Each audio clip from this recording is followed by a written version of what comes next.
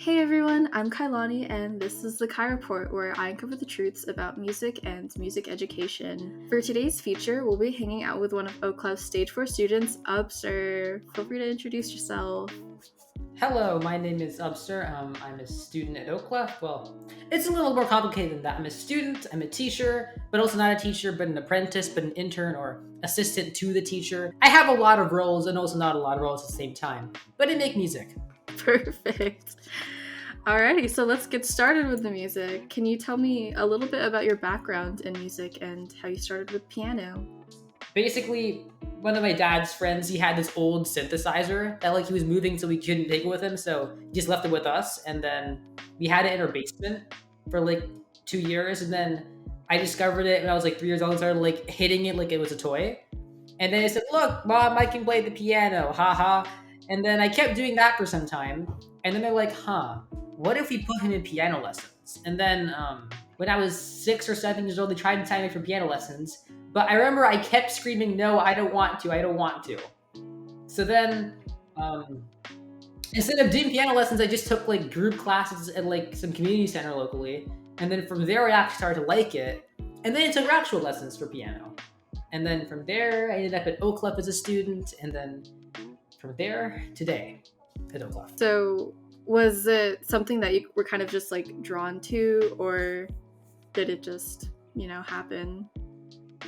I don't know. I guess it might have been subconsciously me being drawn to classical music at first, because when I was a baby, an infant, the only CDs my parents would play, back in the era of CDs that is, was just classical music. They had the entire Beethoven nine symphony collection. They never played instruments themselves. They never had any kind of musical education. But they just liked Beethoven and Mozart, so I grew up listening to that.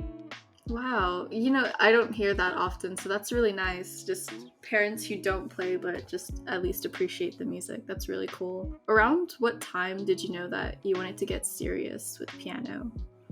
That's an interesting question, because when I started piano, of course, I hated it. I did not want to touch piano as much as I could. I wasn't taking it seriously, honestly, right? And then I had a bunch of different teachers before Oclef too, 7 or 8 in the span of 3 years, which destroyed my learning. They all pushed for different things, and I was like, okay, how can I take it seriously if I don't know if I'm gonna have the same teacher tomorrow, right? So I just never did. I never tried, right? And so I started in the classic, CM path, the Certification of Merit, MTAC. You go through the levels, grade levels for each level of piano or whatever. And since I've been doing piano for some time before that, I could start a little higher level, level 3, not very high. But then after level 3, my teacher changes, and guess what I end up with? Oclef. With Oclef, that was the first time where I guess people believed in me, right? Because the whole time, I grew up listening to classical music. I'm playing classical music, Bach, Baroque music, and I really started to hate classical music. At least playing it, traditional Bach and fugues and everything. I started arranging my own pop pieces for myself, right? Some One Republic song I remember was the first piece I ever learned on the piano. That wasn't a classical piece. And so in my first lesson at Oclef, I showed it to my teacher, and look, I don't care about Bach, I can play this. And they think, that could be useful.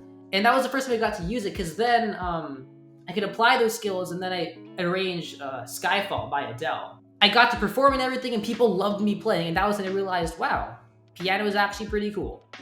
That's incredible. I'm glad that you got the chance to kind of stretch a little bit musically after finding Oclef. Overall, I guess, would you say when you first found Oclef, was it more nerve-wracking than exciting, or was it a little bit of both? The thing is, when I first came to Oclef wasn't really Oclef yet. It was evolving into that position. So I got to see Oclef become what it is today, because I've been there since before the start. So it was a little bit strange seeing all these new ideas like Kaizen. I remember when I first heard the pitch for Kaizen, a couple months or years before it actually became an actual thing in Oclef school. And I was thinking, what? The piano gym? How does that make sense, right? And performance seminar? What? And the way they were teaching theory doesn't make sense either, but it was kind of exciting because you get to see all the new ideas hatch before they before everyone else knows what was happening, I guess see the way it's developed behind the scenes, which is really interesting because I get to see the thought process going behind it and all the effort going into making it like the best experience possible for students. So, Definitely. yeah. Alrighty, that brings me to my next question. Because Oclef is always constantly developing, I know a lot of its growth happened during COVID. So, what were your thoughts at the time? Like, were you concerned about the school? Were you worried that you were like missing out on anything? That's a good question. When Oclef really became Oclef, that was like summer 2019, and then COVID happened March 2020. There was a plan in place for like online classes and everything before COVID even happened. At the start of COVID, it was like every day Kaizen or theory for me, every day doing something crazy. I was just focusing on piano more than anything else, and doing like a new piece every 2 weeks. I was arranging like crazy. I was composing like crazy. I think I was practicing for like 3 hours a day at that point, which probably wasn't the best idea long term, which I might get to later. But it was possible. It was possible because of the Zoom lessons. Because you go to Oclef in person, you can't, be there for 3 hours a day. Yeah. I remember you were actually one of the first apprentices I met when I got hired. So what was the transition like from student to apprentice over COVID? Or did it a little bit of it happen before then? The framework happened before then. So for the older students at Oclef, a program started where we would like help to teach in person at the Oclef house, and we would work with students, like in group classes. We would help them with theory, with Kaizen and all. That's where we first got like some kind of the first ideas of curriculum design with piano, of pedagogy and everything, but nothing too serious. That was just like the first exposure to it. Then during COVID though, we started taking classes for pedagogy. So we would analyze teaching psychology, curriculum design for piano, how Oclef was different from traditional piano schools, how the format's changing with Oclef, how Oclef, with the whole structure of online lessons, is a completely different game. And so we learned the theory of teaching first, but then we also started doing volunteer work, helping in Kaizens, helping in theory. I did especially Kaizen, theory, and musicality, mostly musicality actually. And it was pretty seamless because around when I stopped taking group classes, I started becoming the person helping teach group classes. That's awesome. I would imagine that's pretty quick. Would you say that transition was? It was very gradual. It was very, very gradual. I started with the whole apprenticeship thing in September 2019. And then the way it worked was we had to do 100 hours of volunteer work to be qualified to even be considered to be hired as a teacher. Yeah. So I did 100 hours, and that took 2 years. Because COVID now messed up the schedule and timetables and everything too, because we couldn't go in person. So the pedagogy class became a thing that made it a little more rigorous, as in you have to pass these, not like exams, but more like practical evaluations. So do you have these skills when teaching? Can you handle this kind of problem when teaching? We had that every week.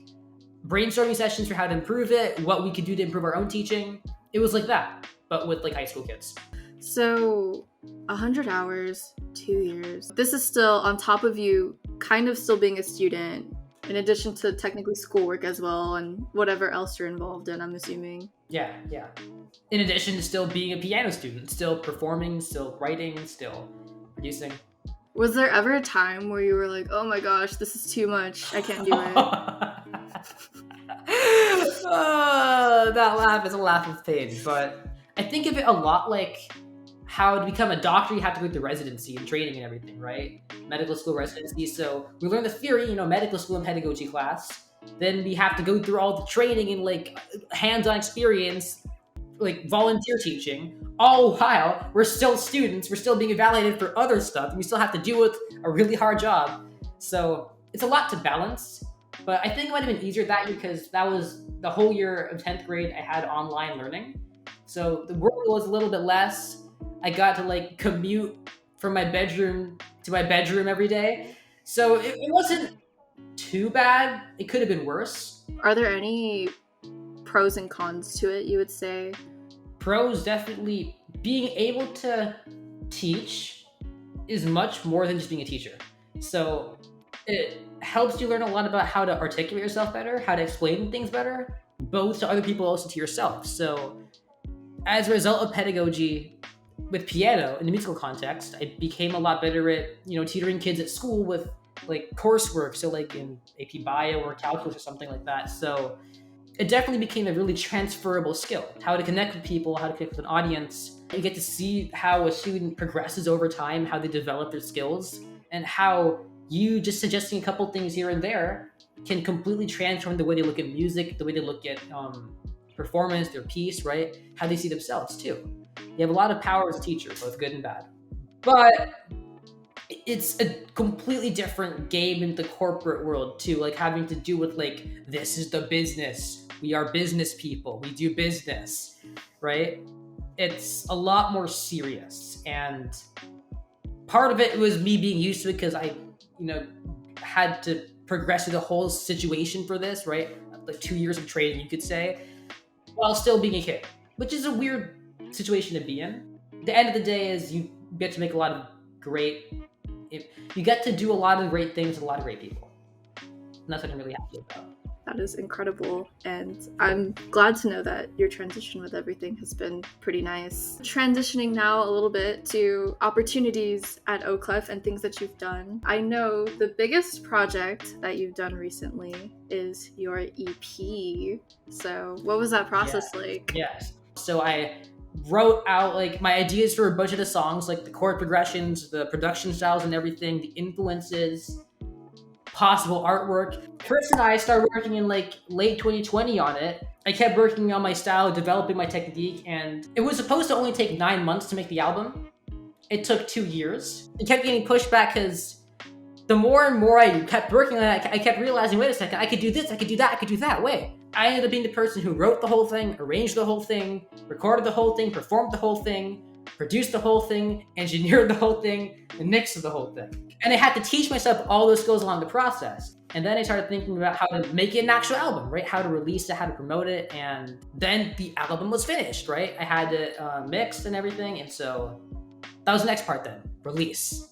When I was approaching the release phase of my project, maybe like winter 2021 to 2022, I started to realize, wait a second, I could do a lot more than just put it up on streaming services. I realized that I could market it at my school. So I started putting up posters in classrooms.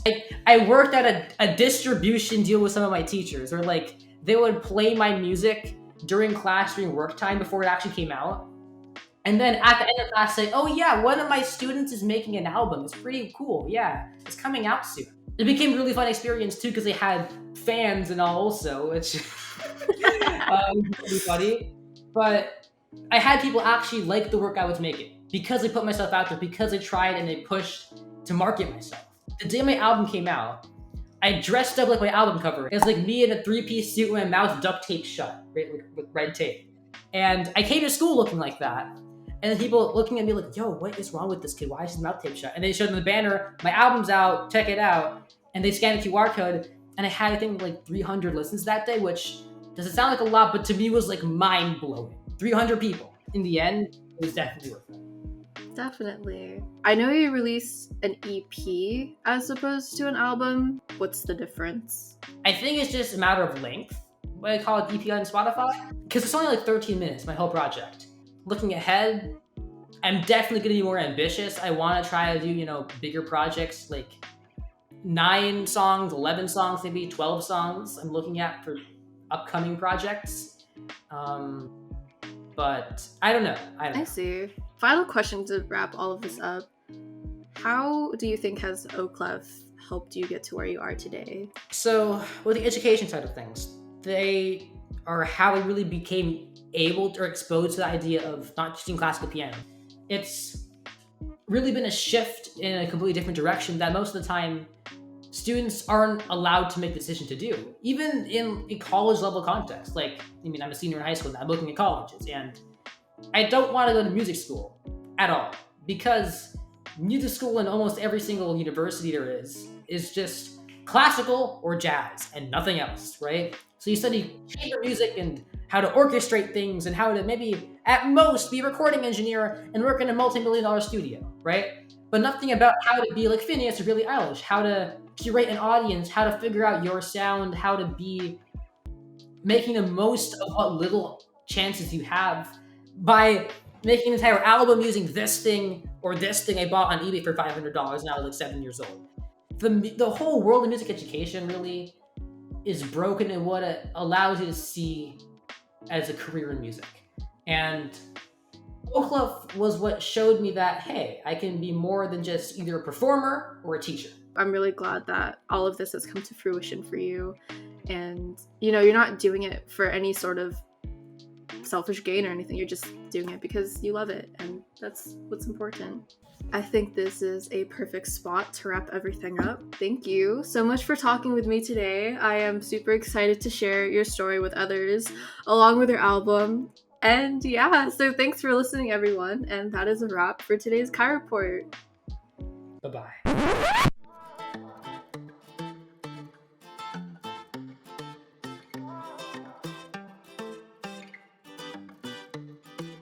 Hello, everyone. It has been quite some time since I last interviewed Absar. In order to kind of commemorate his time at Oclef, we wanted to wrap up our interview with a little update from Absar. So what have you been up to? In that time, obviously a lot of school. I've been able to actually perform in person a lot more, working in small ensembles, big ensembles, some conducting, arranging stuff. Besides that, you know, my own music career, I have been releasing songs, working on another album. It's very much in the works. Probably already like 300 hours I've spent on it. It's hopefully happening. So yeah, lots of music. So that is a lot of musical projects. How has that balance been in contrast with senior year? Messy, to say the least. I took probably some of the hardest classes you ever have in high school this year. Took more challenging AP classes too. But then also I did much more music, right? At the same time, also trying to like apply to colleges, push for going into the fields I want to study, thinking about my future, whether that's in music or not in music, and yeah. So it's a lot of big picture things to think about, but in the end, I think it was worth it. Yeah. On that note, what has the college process been like? In terms of colleges, so I did write about my time in music a lot in my college applications because like they look for what else can you do besides just getting good letter grades, right? And I would send them my music resume, which was almost not even fitting on one page. I mean, that's all because of Oclef too. I was able to get into UC Irvine, so that's where I'm gonna go next year and for the next 4 years of my life. So yes, go. Is it anteaters or aardvarks? Let me check real quick. Hold on. UC. I should probably know this considering going UC Irvine mascot. It is the anteater. Okay, I knew that. I am an anteater, not an aardvark, an anteater. No relation to Arthur, no aardvarks, anteater. I am majoring in biomedical engineering pre-medical. You're an engineer working to solve problems in like medicine and biology, and then also I'm doing lots of courses that would align with potentially going into med school or pharmacy school or graduate study in medicine. Yeah. So that is a huge leap from music, some might say. Yes, it is. Do you see music being something that you're going to continue studying, or is it kind of on pause for now? That is a good question. So I get the appeal of it for some people who want to go into more like conservatory roles and like really master an instrument or master a certain kind of niche composition, or just really, really love theory and analysis in music. But it made me realize that, do I love music enough to want to do that?